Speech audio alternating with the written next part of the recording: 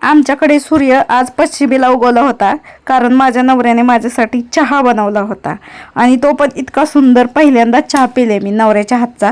मग संध्याकाळची स्वयंपाकाची तयारी करायची होती, म्हणून 2 बाजरीच्या भाकरी आणि 2 ज्वारीच्या भाकरी बनवून घेतल्या. कशी भाकरी फुगली, नाद नाही करायचा. भाकरी एक नंबरच बनवते मी.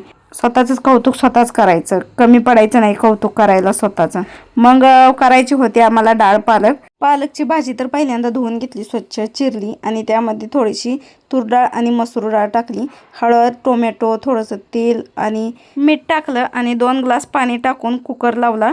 कुकर आता थंड झाल्यानंतर आपण खोलून बघू तर छान अशी डाळ शिजली होती आपली पालक डाळ. तर त्याला तडका मारला. तडका मारायला आपला नेहमीचाच मसाला आहे, ते सगळं आता सांगत बसत नाही. तर बघा, भांडे घासायची माझी 3रा टाईम आहे. तर भांडे घासले, किचन वाटा साफ करून घेतला. तर आजच्या दिवशी एवढंच होतं. आता जेवाय बसायचं आहे. तर भेटू पुढच्या व्लॉगमध्ये. बाय.